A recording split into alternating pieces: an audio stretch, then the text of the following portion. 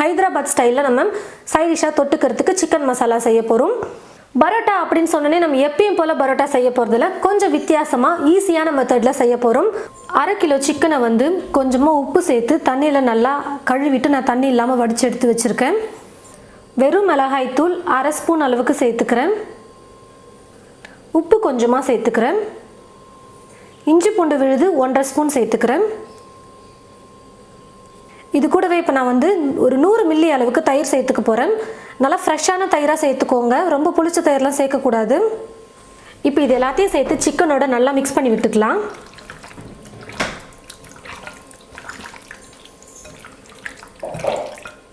இப்போ வந்து பார்த்தீங்கன்னா நான் வந்து மீடியம் சைஸில் 3 வெங்காயம் எடுத்து எண்ணெயில் நல்லா இந்த மாதிரி ஃப்ரை பண்ணி எடுத்து வச்சுருக்கேன்.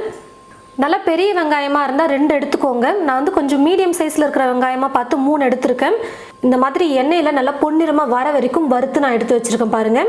இப்போ இதில் வந்து பாதி அளவுக்கு நான் சிக்கன் கூட சேர்த்துக்க போகிறேன். பாதி வந்து அப்படியே வச்சிடலாம், அதுக்கப்புறமா நம்ம குக் பண்ணும் போது சேர்த்துக்கலாம். கொஞ்சம் கையில் எப்படி க்ரஷ் பண்ணிவிட்டு சேர்த்துக்கோங்க. இப்போ இது எல்லாத்தையும் சேர்த்து சிக்கனோட மிக்ஸ் பண்ணிடுறேன்.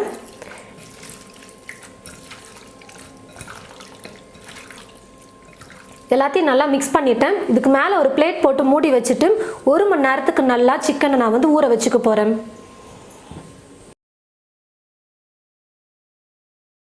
ஸ்டவ்வை பற்ற வச்சுக்கிட்டு ஸ்டவ் மேலே ஒரு குட்டி பேன் இல்லைனா கடாய் வச்சுக்கோங்க.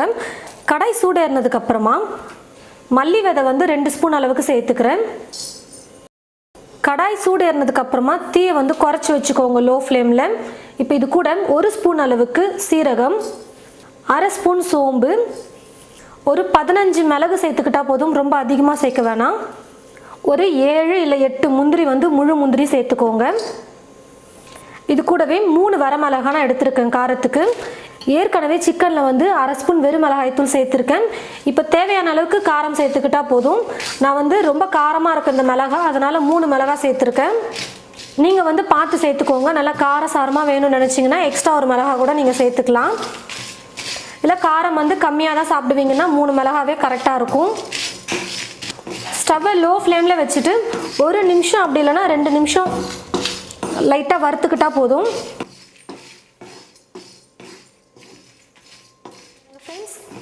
எல்லாமே நல்லா வறுபட்டு வந்துருச்சு. இப்போ நான் ஸ்டவ் ஆஃப் பண்ணிவிட்டு இதை ஒரு மிக்ஸி ஜாரில் சேர்த்துக்கிறேன். நம்ம ஃப்ரை பண்ணி வச்சுருக்கிற இந்த வெங்காயத்தை பாதி வந்து சிக்கனோட சேர்த்துக்கிட்டோம். இப்போ மீதி இருக்கிற வெங்காயத்தை வந்து நான் மிக்ஸி ஜாரில் ஆட் பண்ணிக்கிறேன். இது கூடவே நம்ம வறுத்து வச்சுருக்கிற எல்லா பொருளும் நல்லா சூடு ஆறிடுச்சு. இப்போ இதில் சேர்த்துக்கிறேன். நல்லா சூடு ஆறினதுக்கப்புறமா மிக்ஸி ஜாரில் சேர்த்துக்கோங்க. ஒரு முறை நல்லா மிக்சியில் அரைச்சி எடுத்துக்கிட்டு அதுக்கப்புறமா கொஞ்சமாக தண்ணி சேர்த்து நல்லா நைஸாக பேஸ்ட் வந்து அரைச்சி எடுத்துக்கலாம். பாருங்கள் ஃப்ரெண்ட்ஸ், கொஞ்சமாக தண்ணி சேர்த்து நல்லா நைஸாக நான் வந்து பேஸ்ட் மாதிரி நல்லா அரைச்சி எடுத்துக்கிட்டேன். ஸ்டவ்வை பற்ற வச்சுக்கிட்டு ஸ்டவ் மேலே ஒரு பாத்திரம் வச்சுருக்கேன். பாத்திரம் நல்லா சூடேறினதுக்கப்புறமா எண்ணெய் சேர்த்துக்கிறேன். நான்வெஜ்க்கெல்லாம் வந்து பார்த்திங்கன்னா கொஞ்சம் எண்ணெய் தாராளமாக சேர்த்து செய்யும் போது தான் டேஸ்ட்டு நல்லா சூப்பராக இருக்கும். எண்ணெய் ஓரளவுக்கு காஞ்சதுக்கப்புறமா அரைச்சி எடுத்து வச்சுருக்கிற இந்த விழுதை சேர்த்துக்கலாம். தீயை குறைச்சி வச்சுட்டு சேர்த்துக்கோங்க.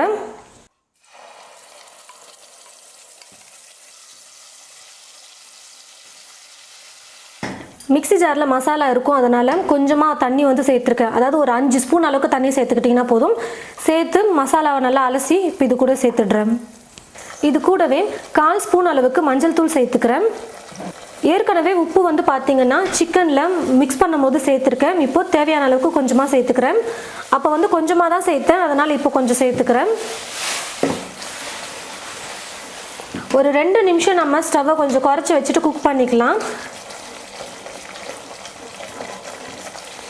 சேர்த்துருந்த மசாலாவை 2 நிமிஷத்துக்கு நல்லா வதக்குனதுக்கு அப்புறமா இது கூட நம்ம ஊற வச்சு எடுத்து வச்சிருக்கிற சிக்கனை சேர்த்துக்கலாம்.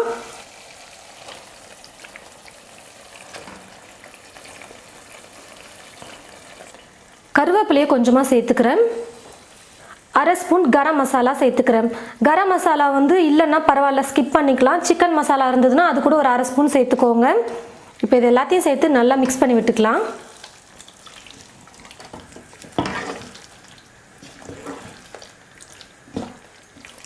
சிக்கன் சேர்த்து மசாலாவோட நல்லா நான் மிக்ஸ் பண்ணி விட்டுட்டேன் பாருங்கள். இப்போது ஸ்டவ்வை வந்து மீடியம் ஃப்ளேமில் வச்சுக்கிட்டு ஒரு 10 நிமிஷத்துக்கு நம்ம குக் பண்ணிக்கலாம். மேலே ஒரு மூடி போட்டு மூடிடலாம். அப்பப்போ வந்து கலந்து கொடுத்துக்கோங்க.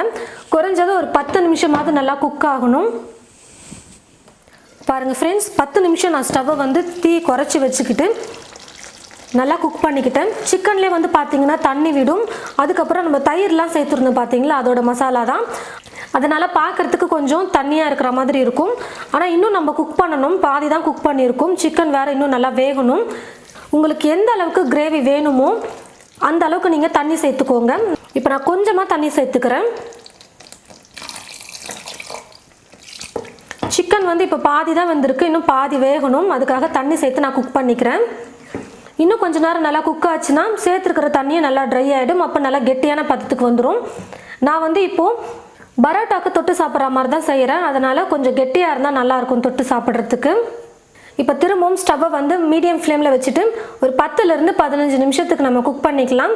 சிக்கன் எந்த அளவுக்கு நல்லா வேகுதோ அது வரைக்கும் நீங்கள் பார்த்து குக் பண்ணிக்கோங்க. சிக்கன் நல்லா வெந்துருச்சுன்னா 10 நிமிஷத்துல கூட நம்ம ஸ்டவ் ஆஃப் பண்ணிக்கலாம். அந்த டைம் மட்டும் பார்த்து நீங்கள் குக் பண்ணிக்கோங்க. பாருங்கள் ஃப்ரெண்ட்ஸ், சிக்கனை வந்து நல்லா நான் வேக வச்சு எடுத்துக்கிட்டேன். ஒரு 10-12 நிமிஷத்துக்கு நல்லா குக் பண்ணிக்கிட்டேன். சிக்கனும் வந்து பார்த்திங்கன்னா நல்லா வெந்துருச்சு. அப்பப்போ நம்ம கரண்டி வச்சு கலந்து கொடுத்துட்டே இருக்கணும். அப்போ தான் அடி பிடிக்காமல் குக் பண்ணி எடுக்க முடியும். சிக்கன் நல்லா வெந்துருச்சான்னு செக் பண்ணிட்டீங்கன்னா போதும், ஸ்டவ் ஆஃப் பண்ணிக்கலாம். இப்போ நான் வந்து சிக்கனை நல்லா வேக வச்சு எடுத்துட்டேன். எண்ணெயும் பார்த்திங்கன்னா அப்படியே மேலே நல்லா சூப்பராக மிதந்து வந்திருக்கு பாருங்கள். குழம்பு வந்து ரொம்ப டேஸ்ட்டாக வந்திருக்கும். சிக்கன் மசாலா வந்து நல்லா டேஸ்டியாக சூப்பராக வந்திருக்கு. தண்ணியும் பாருங்கள் நல்லா ட்ரை ஆகிட்டு நல்லா சூப்பராக கெட்டியான பதத்துக்கு வந்திருக்கு. இப்போ கடைசியாக இது கூட பொடியாக நறுக்கிய கொத்தமல்லியை கொஞ்சம் சேர்த்து நான் கலந்து கொடுத்துட்டு ஸ்டவ் ஆஃப் பண்ணிக்க போகிறேன்.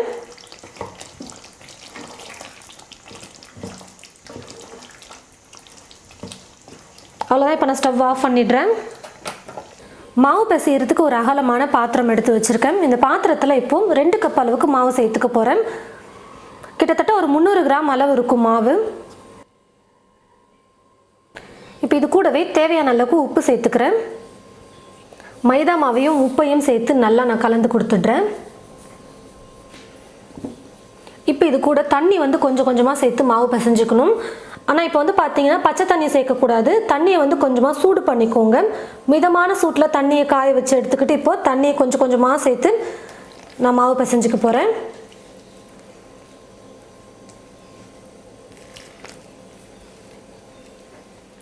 பாருங்கள் ஃப்ரெண்ட்ஸ், கொஞ்சம் கொஞ்சமாக மிதமான சுடு தண்ணியை சேர்த்து மாவை நல்லா பிசைஞ்சு நல்லா நைஸாக உருட்டி எடுத்து வச்சுருக்கேன். மாவு வந்து ரொம்ப கெட்டியாக இருக்கக்கூடாது. கொஞ்சம் இந்த மாதிரி நல்லா சாஃப்டாக இருக்கிற மாதிரி மிக்ஸ் பண்ணிக்கோங்க. அப்போ தேய்க்கிறதுக்கு நமக்கு கொஞ்சம் ஈஸியாக இருக்கும். ரொம்ப கெட்டியாக நம்ம மாவு பிசைஞ்சிட்டோம்னா அதுக்கப்புறம் ரொம்ப அழுத்தம் கொடுத்து தேய்க்கிற மாதிரி இருக்கும். அந்த மாதிரி இருக்க வேணாம். கொஞ்சம் நல்லா இந்த மாதிரி ரொம்ப ஈஸியாக இலக்கமாக இருக்கிற மாதிரி மாவு வந்து பிசைஞ்சு எடுத்துக்கோங்க. இப்போ வந்து பார்த்தீங்கன்னா மேலே ஒரு பிளேட் போட்டு இல்லை துணி போட்டு மூடி வச்சுடுங்க. ஒரு 1 மணி நேரத்துக்கு மாவு நல்லா ஊறட்டும். மாவு வந்து பார்த்தீங்கன்னா நல்லா 1 மணி நேரத்துக்கு ஊற வச்சு எடுத்துக்கிட்டேன். மாவு நல்லா சூப்பராக ஊறி வந்திருக்கு. இப்போ இதை நம்ம எடுத்துடலாம். நான் மாவு எடுக்கும் போதே தெரியும் உங்களுக்கு நான் எந்த அளவுக்கு இலக்கமாக மிக்ஸ் பண்ணியிருக்கேன்னு. ரொம்ப கெட்டியாக நம்ம மாவு மிக்ஸ் பண்ணிட்டோம்னா அதுக்கப்புறமா தேய்க்க ரொம்ப கஷ்டமாக இருக்கும். நம்ம தேய்க்க வந்து மாவு வந்து அப்படி சுருங்கிட்டே வரும் மைதா மாவு. அதனால் ரொம்ப கெட்டியாக மிக்ஸ் பண்ணிக்க வேணாம். இப்போ மாவை நல்லா உருட்டிட்டு சின்ன சின்ன பீஸாக நம்ம கட் பண்ணி உருண்டை பண்ணி வச்சுக்கலாம். மாவு வந்து பார்த்திங்கன்னா நான் வந்து கொஞ்சம் பெரிய பெரிய உருண்டைகளாகவே உருண்டை பண்ணி எடுத்து வச்சுருக்கேன். இப்போ ஒரு உருண்டை எடுத்துக்கிட்டு மீதி வந்து காயக்கூடாது. அதனால் மேலே ஒரு பிளேட் அப்படி இல்லைன்னா ஒரு துணி போட்டு மூடி வச்சுடுங்க, ஈர துணி. தேய்க்கிறதுக்கு இப்போ கொஞ்சமாக மாவு போட்டு நம்ம தேய்ச்சி எடுத்துக்கலாம். நல்லா மெல்லிசாக தேய்க்கணும். நல்லா ஒட்டாமல் இருக்கிறதுக்கு மாவு போட்டு நல்லா தாராளமாக தேய்ச்சிக்கோங்க. எந்த அளவுக்கு நல்லா மெல்லிசாக தேய்க்க முடியுமோ அந்த அளவுக்கு நல்லா மெல்லிசாக தேய்ச்சி எடுத்துக்கோங்க. மாவு உருண்டை வந்து பார்த்தீங்கன்னா கொஞ்சம் பெருசாக எடுத்துக்கோங்க. பாருங்கள், ரொம்ப கெட்டியாக இருந்துச்சுன்னா நம்ம தேய்க்க ரொம்ப அப்படியே ஒன்று சேர்ந்துட்டே வந்துட்டுருக்கும். நல்லா கொஞ்சம் இலக்கமாக இருந்ததுன்னா ஈஸியாக நம்ம தேய்ச்சி எடுக்க முடியும்.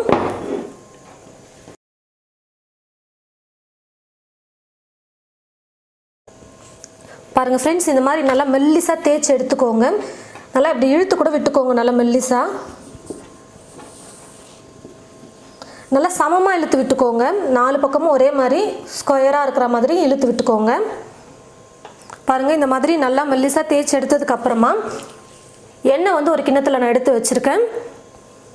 இந்த எண்ணெயை வந்து லைட்டாக தொட்டு நான் ஃபுல்லாக இப்படி ப்ரஷ் பண்ணி விட்டுற போகிறேன். கையிலே கூட நீங்கள் எண்ணெயை போட்டு தேய்ச்சி விட்டுக்கோங்க. நம்ம எந்த அளவுக்கு மாவு தேய்ச்சிருக்குமோ அது ஃபுல்லாகவே எண்ணெயை வந்து நல்லா தடவிக்கணும். இந்த மாதிரி எண்ணெயை நல்லா மாவு ஃபுல்லாக தடவினதுக்கப்புறமா ஒரு பக்கமாக மாவை எடுத்து இப்படி மடித்து விட்டுக்கலாம். இதுக்கு மேலே எண்ணெயை கொஞ்சமாக தடவிக்கிறேன். இப்போ இந்த பக்கம் இருக்கிற மாவை வந்து இப்போ இந்த பக்கம் மடித்து விட்டுடுறேன். இப்போ திரும்பவும் எண்ணெயை வந்து இது மேலே நான் தடவிக்கிறேன். அப்படியே ஒரு பக்கமாக இப்போ மடித்து விட்டுடலாம். நல்லா ஈக்குவலாக ஒரே மாதிரி அகலப்படுத்திக்கோங்க.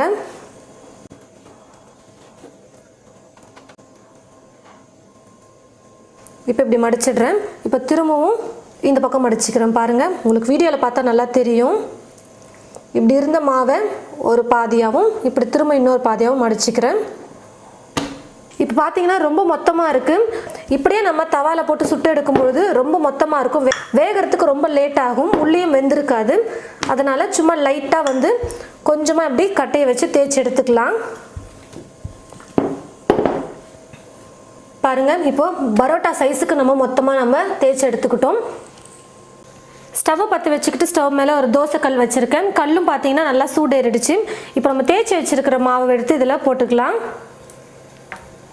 தோசைக்கல் நல்லா சூடேறினதுக்கு அப்புறமா தீயை வந்து குறைச்சி வச்சுக்கோங்க.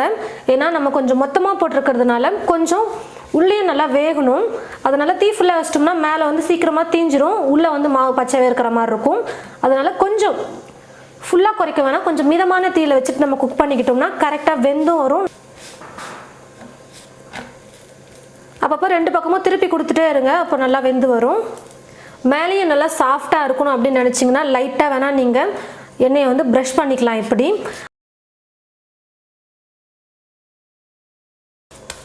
வேணும்னா நீங்கள் வெண்ணெயை கூட நீங்கள் தேய்ச்சிக்கலாம் மேலே, அதுவும் நல்லாயிருக்கும் சாப்பிட்றதுக்கு. பாருங்கள் ஃப்ரெண்ட்ஸ், 2 பக்கமும் நல்லா நான் வந்து வேக விட்டு எடுத்துக்கிட்டேன். உள்ளேயும் வந்து பார்த்தீங்கன்னா நல்லா வெந்து வந்திருக்கும். உள்ளே நம்ம நல்லா மடித்து செஞ்சுருக்கிறதுனால கொஞ்சம் டைம் எடுத்து வேக வச்சுக்கோங்க, அப்போ தான் உள்ளே நல்லா வெந்து வந்திருக்கும். இப்போ நான் எடுத்துடுறேன். இதே போல் எல்லா மாவையும் தேய்ச்சி நான் தோசைக்கல்ல சுட்டு எடுத்துக்கிறேன். பாருங்கள் ஃப்ரெண்ட்ஸ், நல்லா டேஸ்டியாக சூப்பராக நம்ம ஹைதராபாத் சிக்கன் மசாலாவும் கூடவே நம்ம பரோட்டாவும் செஞ்சுருக்கோம். நம்ம எப்போவுமே பரோட்டா அப்படின்னு சொன்னாலே ரவுண்டாக தான் நம்ம செஞ்சு சாப்பிடுவோம். இது வந்து ரொம்பவே ஈஸியான மெத்தட். பரோட்டா எதனால் சாப்பிட்றோம், நல்லா லேயராக இருக்கும் பாருங்கள், அதனால் சாப்பிட பிடிக்கும். இதுவும் பார்த்தீங்கன்னா அதே மாதிரி தான் இருக்கும், நல்லா லேயராக வரும். நம்ம ரவுண்டாக செய்கிறதுக்கு பதிலாக நம்ம மடித்து போட்டு செஞ்சுருக்கோம். ரொம்ப ஈஸியாக இருக்கும். இந்த மாதிரி நீங்கள் பரோட்டா செஞ்சு பாருங்கள். நல்லா சூப்பராக சாஃப்டாக நல்லா வந்திருக்கு. லேயரும் பார்த்தீங்கன்னா நல்லா சூப்பராக வந்திருக்கு. பாருங்கள், உள்ளே நல்லா வெந்து நல்லா லேயராக இருக்குது பாருங்கள். எத்தனை லேயர்ஸ் இருக்குது பாருங்கள். இந்த மாதிரி நீங்கள் சிம்பிளான மெத்தடில் பரோட்டா செஞ்சுட்டு கூடவே இந்த மாதிரி சிக்கன் செஞ்சு நீங்கள் சாப்பிட்டிங்கன்னா அவ்வளோ சூப்பராக இருக்கும்.